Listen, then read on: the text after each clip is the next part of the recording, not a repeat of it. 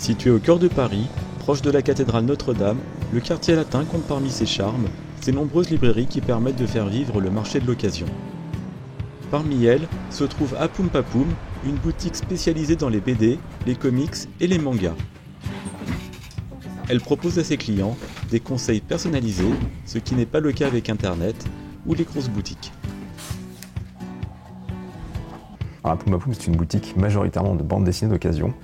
Notre but, c'est d'avoir la variété la plus vaste possible et accessible à toutes les bourses. On va avoir du franco-belge à très petit prix, des rééditions simples, facilement trouvables, qu'on va vendre à partir de 3 €, jusqu'à des bandes dessinées de collection anciennes, désormais introuvables, cotées, qui peuvent se vendre plusieurs centaines d'euros, voire plusieurs milliers pour les cas les plus rares.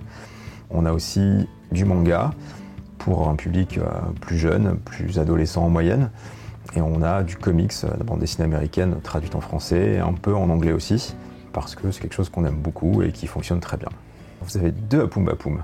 Le premier, c'est le plus petit, c'est celui qui est rue Dante, qui est le Apum Papum historique, qui existe depuis maintenant un peu plus de 30 ans. C'est là où vous allez retrouver les pièces les plus rares, que ce soit des Mobius, des Dorier, des choses comme ça, des Bilal. On a aussi pas mal de kiosques en comics de l'autre côté. Ici, c'est une boutique dont la création s'est imposée avec le temps, puisque la quantité de matériel n'arrête cessant de grandir. Il a fallu à un moment un deuxième local avec beaucoup plus d'espace. Il y a 12-13 ans maintenant, a ouvert le local de la rue Serpente, là où nous sommes actuellement. À la base, vous aviez, au lieu de tous les meubles que vous voyez maintenant, tous ces beaux bacs bien rangés, vous aviez des palettes avec des piles de BD qui étaient juste de la solde récupérée et vendue à très bas prix. Le client, il a une double place essentielle dans le magasin.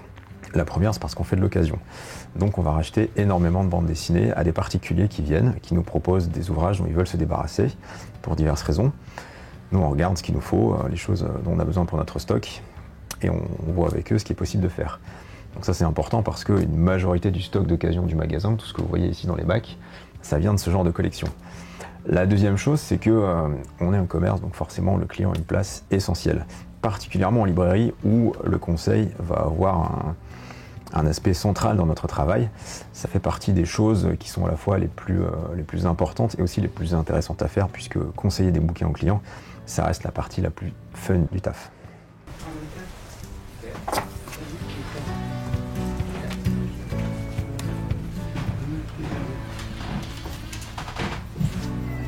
On va aller sur un classique plutôt, quelque chose qu'il n'aura pas forcément lu, qu'il ne connaîtra pas forcément. C'est Kitaro, le repoussant de Shigeru Mizuki. Kitaro, c'est l'histoire d'un petit garçon qui a un destin assez tragique au départ. Sa mère meurt en le mettant au monde.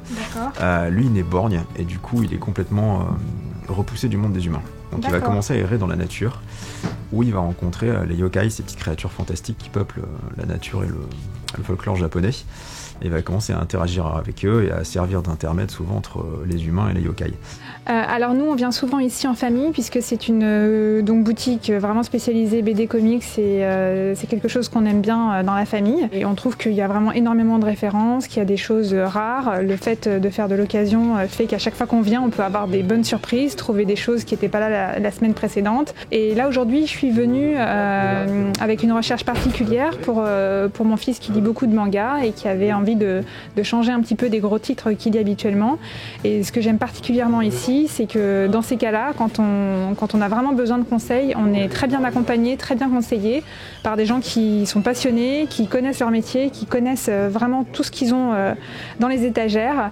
Et encore aujourd'hui, j'ai été très bien conseillée sur un nouveau titre vers lequel je ne me serais pas forcément tournée moi-même en fouinant toute seule dans les rayons.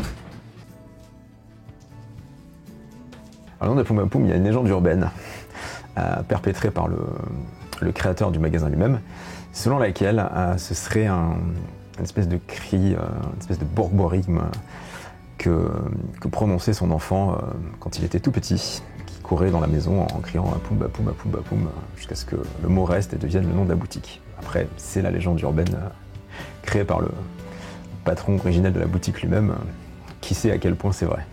Apum Papum, c'est un chaos jouissif où on s'y retrouve jamais, mais par contre on trouve de tout le temps. Voilà. Et Apum Papum, globalement, si on vient ici à Apum Papum Serpente sans rien trouver, c'est que vraiment on n'a pas envie, on n'a pas cherché ou qu'on est venu chercher un article de sport.